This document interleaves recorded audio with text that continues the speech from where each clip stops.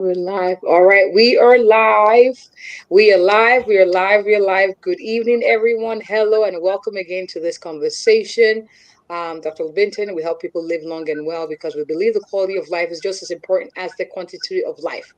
I'll be honest with you, our guests who are listening, I always say this. I'm really excited to be here, but I am pumped to be here. Um, I have met this couple. I've spoken to them. I'm yeah, so I'm excited. I'm going to calm down so I can introduce them. Today we're talking about communication 101, what every couple misses, and I am delighted and honored to have on the Snows, Mr. and Mrs. Sherry and Sylvester and Sherry Snow. I'm going to let you introduce yourself. They have not only personal experience with over 50 years of marriage themselves, they've been helping people, navigate or counsel them through some of the challenges that come with being in marriage. So without further ado, I'm going to hand over to you if you don't mind introducing yourself, who you are, what you do, and more importantly, why you do what you do. Well, good afternoon. First of all, we like to thank you for allowing us this space on your broadcast. My name is Sylvester Snow, and this is my beautiful wife Sherry Snow. Uh, Pleased to be on here. We're excited. Our marriage has been shaped by grace, grit, and a whole lot of growth. We've learned that love deepens when it's tested. We're honored to be here and excited to share our journey with you. All So right, we're awesome. Now, my question to you both is, how did you get into doing this? Like, why did you decide that this is, because I know you do a lot of things. You didn't introduce yourself. You didn't say a whole lot. So they're wedding officiants. They offer private premarital and marriage enrichment sessions. They have over 30 years of ministry and counseling experience and more than 50 years of marriage. They are both professional, um, and they have both professional expertise and personal insight into their work with couples. They have degrees in psychology, mental health and addiction counseling, marriage and family counseling, human services, and pastoral counseling. They are also trained in trauma, crisis response, and conflict resolution. And they use evidence based tools with the option of a Bible centered perspective for clients who desire spiritual integration. Why do you do what you do? Why did you choose this route? What was it? What was it for you both? I think we didn't choose this route. God chose this route for us. When I originally met my wife, I looked at marriage as a happiness contract. I thought once I was married, then I would find happiness in marriage. But once we entered into it, I found out that we spoke two different languages, two completely different languages. And so it's been a process, as my wife said, through some struggles, through some trials, and through a calling on our lives. The Lord said, I knew you before you were formed in your mother's womb. I had no idea that we would be sitting on a platform like this, uh, today, but our steps are ordered by the Lord, and we are here because He placed us here, this calling in our lives. we have such a passion for this because we know what it's like for couples Mm. to get married, say I do to do us part, and all that. But do we really know what we're getting into? So, through some trials and things that we've had to learn and grow, Mm. then we understand what real love is Mm. about, what it's about in marriage, and through God's eyesight, what marriage looks like. So we have a passion for helping couples to reach those healthy goals in Mm. marriage. Well, I love what you do, and I love that marriage is God's idea. So I'm excited to what we're going to unpack this evening. So let's go ahead. So, what would you say is the most common? And for those of you watching, hashtag live, hashtag replay, we're going to answer questions live. So go ahead and start, put your questions there so we can get to it. But what's the most common communication mistake couples make without even realizing it? Oh my goodness.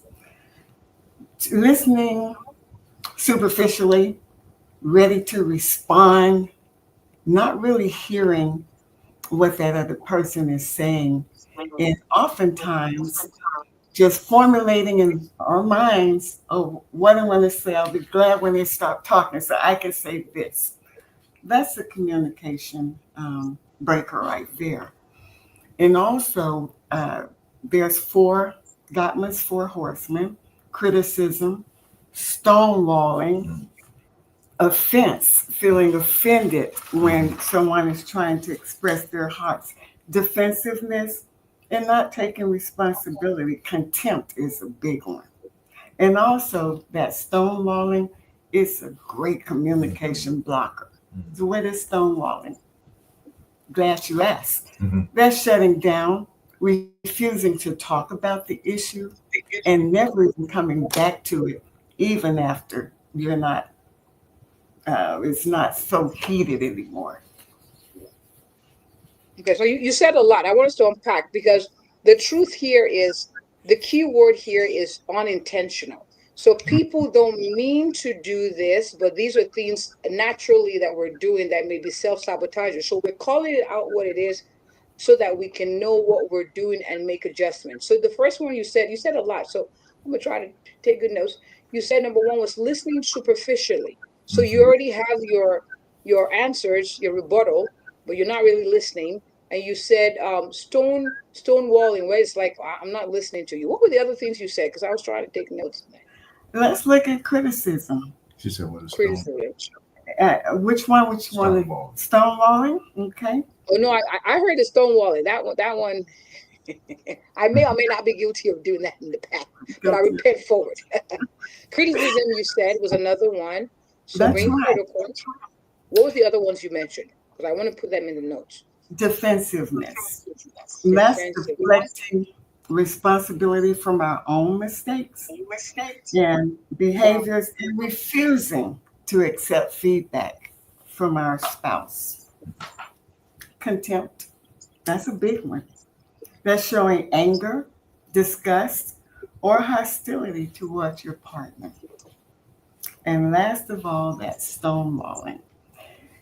Okay. Statistics show that when couples practice these four behaviors in their marriage, the probability of divorce down the line is very high. Okay. So let's. Whew. Okay. So let's unpack this. Listening superficially. Let's address this. Why is that? Why is that a problem? I mean, for obvious reasons. But why is that a problem? And what's a quick fix, if there's any? I don't believe that there is a quick fix. Um, Let me put it this way. I grew up in a generation in the 40s, 50s, and 60s where my generation had been programmed to believe that they had to accept the way that this is the way that life is and is always going to be. And so we didn't get explanations of why it was that way. They just said, this is the way that it is. Shut up. Don't talk about it. And this is the way that it is. Hmm. And so my wife is from a whole different culture where her parents explained to her why they were doing things and and the importance of it. So now we come into marriage from two different countries, two ways of thinking, and so we try to put this together to make it work, and it doesn't work because many times what she is saying to me, it sounds like criticism because that's what I have heard all of my life, and it's not really criticism. She is trying to show me that there is a better way of doing things, and I can't hear that message because now I want to respond to what she's saying because I think it's negativity she's speaking at me when she's only trying to help me. Mhm. Yeah. So oftentimes people listen superficially because they don't want to deal with it. They want to get it over with Mm-hmm. and done with Mm-hmm. and nothing resolved. Mm-hmm. Mm-hmm. But what if the one person is saying, for peace sake, I don't, they don't want to, have the conversation, and like, how do you encourage couples to have that deeper level of listening? How do you, because I remember, and we're all growing in this, so I don't want to sound like an expert. I remember, like, rehearsing in my mind when we first Mm-hmm. got married, my comeback. Like, I Mm-hmm. was ready. I was just like blur to what he was saying, but I Right. was ready with my comeback. How Mm-hmm. do you encourage that pause to say, I want to listen to you? What mindsets would you say help with kind of brokering that, we're in this together. We want to make this work. You hurt my feelings, but I Mm-hmm. need to hear you out. Mm-hmm. Let me, as this is tried and true with us, a gentle startup, you deal with problems in a calm and a gentle way.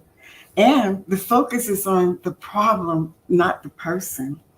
Then Mm, it also can be a thing of timing. Mm-hmm. You can save it for an appropriate time.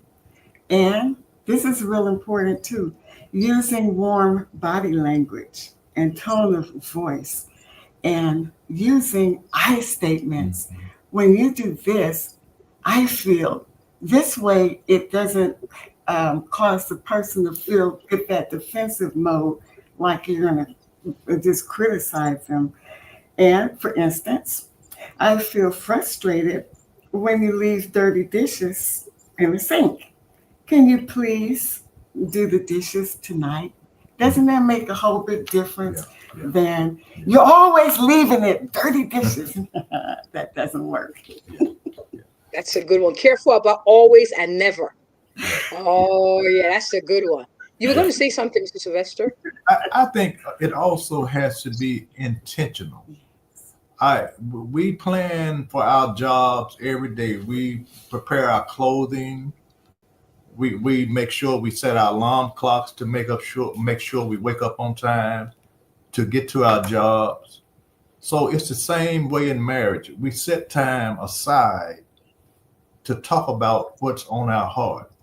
My wife and I, we do this at least twice a week for at least an hour. We sit down and Mm, we want to know what's on your heart, and we talk about the hard topics. It's not just the surface stuff, because many of us, we are fearful to go beyond Safe. what is beyond the surface. I mean, but we ask the hard questions, because I think that's what true love really is. I really do care when I ask you these questions, because I don't want to assume that what I'm doing is making you happy. Mhm. My mm, goal is to do mm. the things, that's within my power to bring happiness to this relationship. And if it's something that I need to change and to adjust, then I'm willing to do that. But I need for you to tell me what you need, so that I don't have to guess and assume at what you need. That's right. And it's a responsibility for both parties because we need to make sure each other feels safe enough Yes. to express Mm. our deepest Yeah. needs and a Mm. corresponding action. Yeah. We can't read each other's Yeah. minds. Yeah. And so we do that quite Hmm. often, two Hmm. or three times a week. Yeah. And everyone may not have that kind of time, but you got some time. Mm. Make it count and Mm. be intentional Mm. about addressing Mm. those heart issues. Mm. I love what you said. One is a responsibility of both parties. Mhm. Um, I love how you said you don't want to assume that I'm making you happy. You want to have those hard conversations. You don't want surface level relationships. You want depth, and so we got to have those questions. Mhm. Um, have those discussions that are uncomfortable. We think sweeping it under the rug is going to help, but no, it doesn't. It doesn't address root cause. And That's I right. love how you said, we can't assume the other person can read minds. That's It right. was a Bible verse actually yesterday. I think it's in Matthew 6. Towards the end, it said, "Let your yea be yea and your nay be nay. Anything outside of that is evil." That Mm-hmm. verse, Yes. it Yes. was saying that when Mm-hmm. you're not happy, say it. Don't say, "Yeah, I'm fine," when you don't mean it. And Mm-hmm. so, and it's both people's responsibility. We got to be open. We got to be vulnerable. We got to say, get to the root cause. But there are ways to have those conversations. Absolutely. And another, you said so many powerful things, and I believe people are eating this because this is powerful. You said, um, it's also, you know, you want to prioritize it. That was one thing you said. And also, you have to be careful not to attack. You're not attacking the person. Mm-hmm. Right. It's the issue. Right. Issue. Right. Right. Yes. Right. That is so incredibly important, Mm-hmm. because what happens is if we're Mm-hmm. attacking that person, even body language, pointing, Mm-hmm. and the tone of voice. For instance, like he shared earlier that in his culture he had like this harsh type of maybe criticism a lot. So I had to learn, because I'm kind of like this laid back, easygoing person. But I can elevate sometimes. Used to real good. But I've learned his triggers. See, that's another thing. Mm-hmm. Understanding each other's triggers. So once I understood where he what Mm-hmm. he experienced growing up, Mm-hmm. then I learned to adjust how Mm-hmm. I talk to him and address him and avoid those triggers. Mm-hmm. We have to know each other's triggers if we have any, Mm-hmm. and work intentionally to Mm-hmm. avoid that. And I like how you said, you using the phrase, I I feel like this when you do this. So it kind of paints a better picture. No, you are so annoying. Like, no, it's, I feel like this is how what you do affects me. So it paints a picture.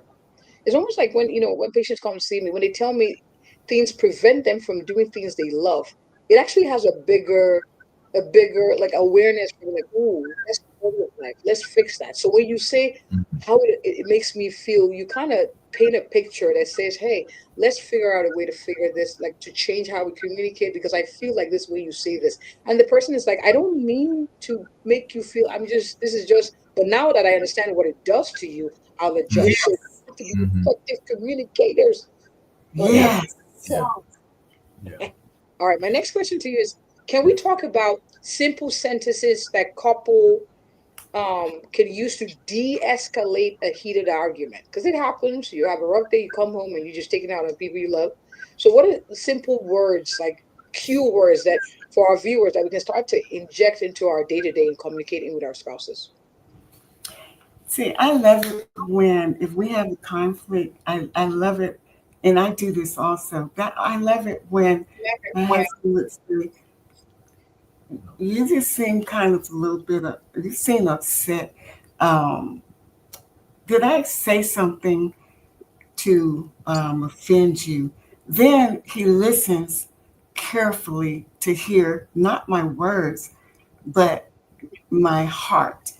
And so when he says, sometimes it just takes, "Baby, I'm sorry," that can really diffuse a whole Mm-hmm. lot of heated arguments. And just that I feel like he understands, yes, something did hurt me, but I'm willing to fix it. I love when he said, "I'll do whatever it takes to Mm-hmm. adjust this." Mm-hmm. I love it. All right, And I, Mr. Snow, do you have pointers? Because I'm going to ask a question after this. Do you have okay. pointers? Like, what are words? What are the sentences would you suggest that men say, maybe women say as well, to help with communication gap?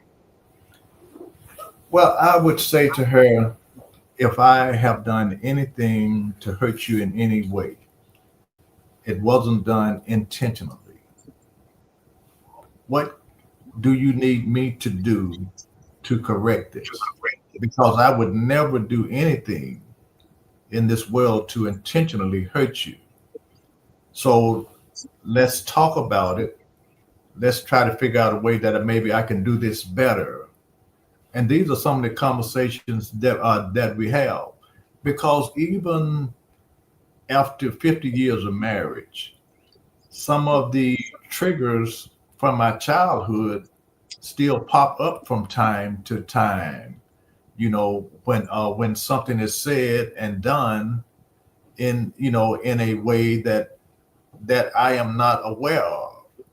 And so my wife has said to me from time to time, when I respond a certain way, she said, "Well, this is not my voice that you're hearing. These are voices Mm. from your past." Yes. You know, and many times we're not even aware of that, because I believe that I was 60 years old when I found out that, by watching my parents fight and all the time, that I had been traumatized. That it caused my behavior to respond a certain way to different things. So many times we go through life and we see our parents do things in a certain way. Well, it affects us and it follows us into adulthood, and we're not even aware of it. And again, so the Lord has given you a spouse to help you, and they are trying to help you in the best way that they can, and you're not allowing that help to come in, because it sounds like criticism.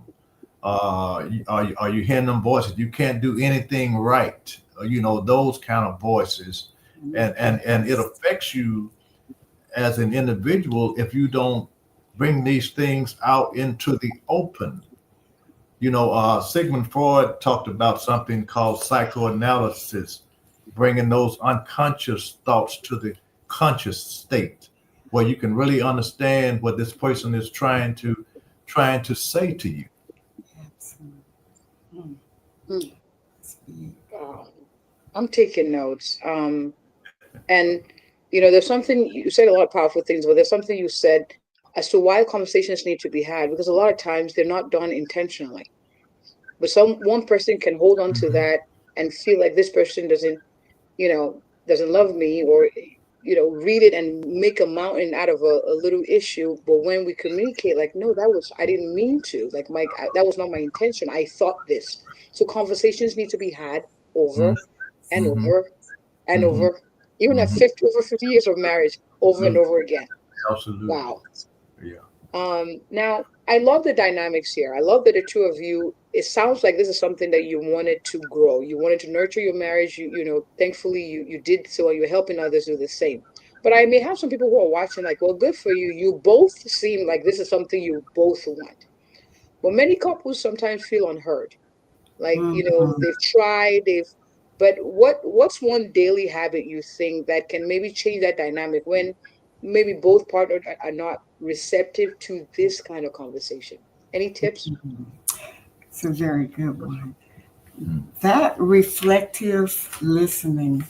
First of all, that each individual in that partners in that marriage has to work like on themselves, self-awareness, self-development, and being able to understand themselves first. Because if you don't understand yourself, it's kind of hard to Mhm. understand another person. Mhm. And Mm. talking about it, talking about it, being able to identify what's Mhm. the root causes of this. Like he mentioned earlier, I could be saying just the right things to him, but if he had never identified and separated the voices from the past, Mhm.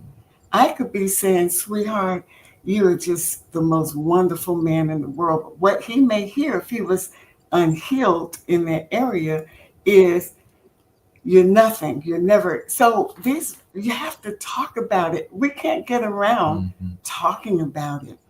And if that other partner is not receptive, the thing would be to get help for yourself, because some people never reach that point of being receptive or wanting to change. Mhm.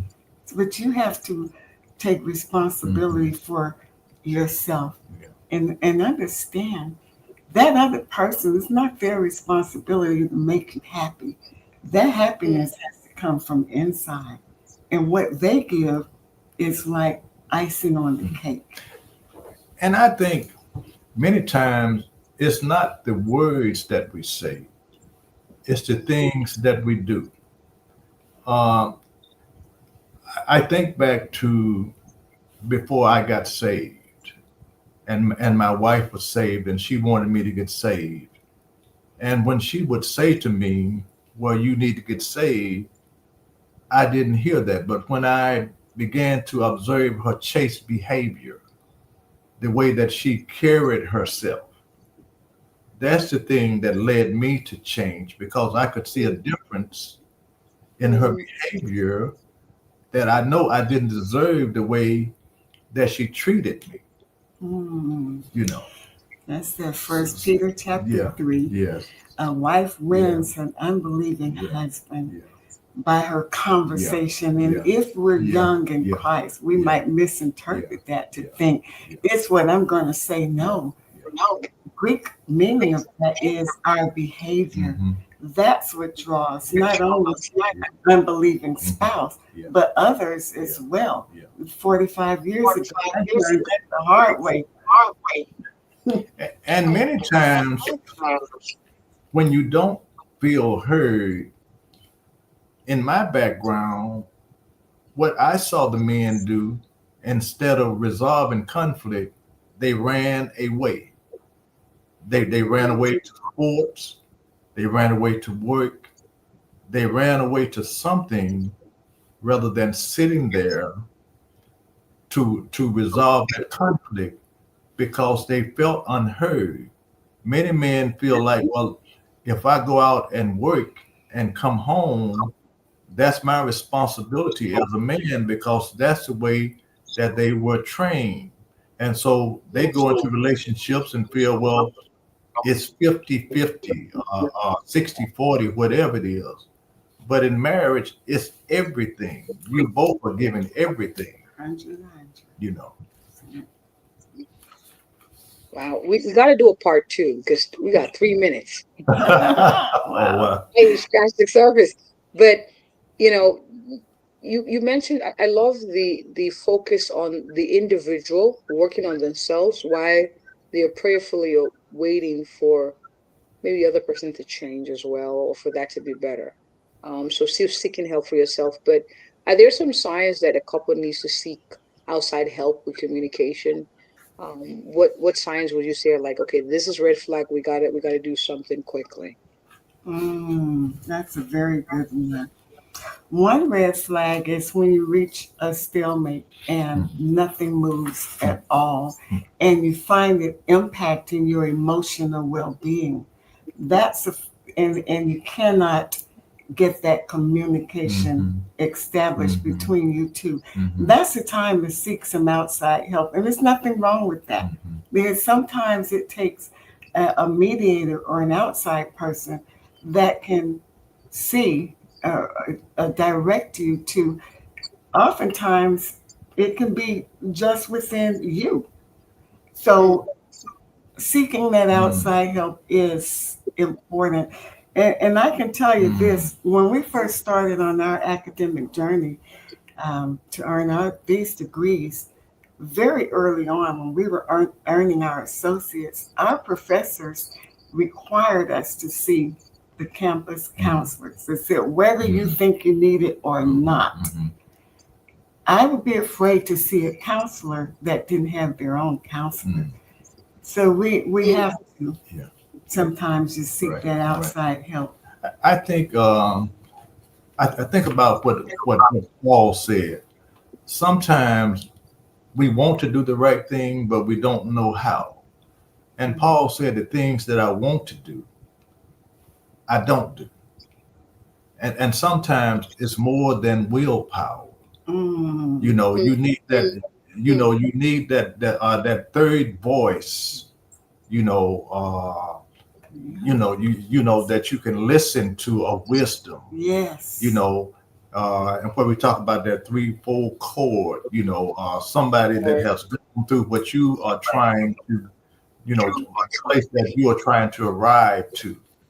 And when you keep trying to do it yourself and you keep coming back to that same spot over and over again, then that's the time to go and seek some advice from someone else to see if there's something that I can do differently to get a different result. Mm, mm, mm.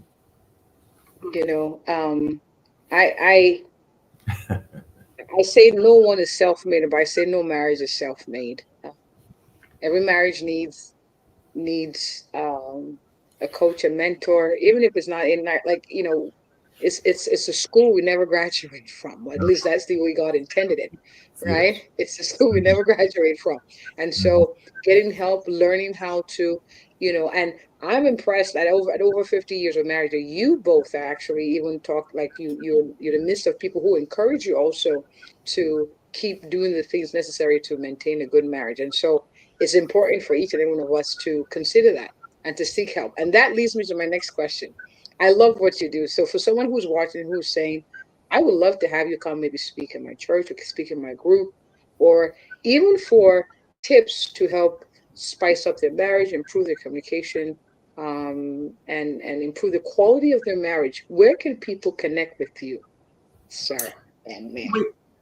We, we do have a website, and it's healingforheartmatters.org. Can be contacted there, and feel free to put our this Gmail email So, in the comments there. You Mhm. feel free to do that, and we Yeah, can give we me respond quickly mhm. when we get Give me your those. email. I'll put it here. I've already put the website. So we have healingforheartmatters.org. And then you're also on Instagram, right? Uh-huh. Yes, Yes. I put that there as well. And your email address, what is it now? Type it it would here. it would be at Sherry's S Mans 817 at Gmail, and that one's connected to our website. Okay, awesome. So that's also your website. Awesome, awesome, awesome, awesome. Thank you so much to both of you for coming and showing up so powerfully. I took notes. I'm going to rewatch this and with my husband, so we can pick a few things there and do better. But thank you so much for doing this. I will be sending you a link for us to do this again in New Year because we didn't touch half of the questions. Right. And for our viewers who are watching, no one, I think everybody's taking notes. No one put any questions. Any questions? Any feedback? Can we show them some love?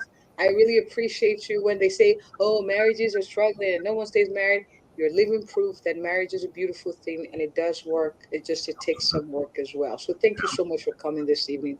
I appreciate you both. We Thank you. appreciate you. Thank you for Thank you for having us. having us.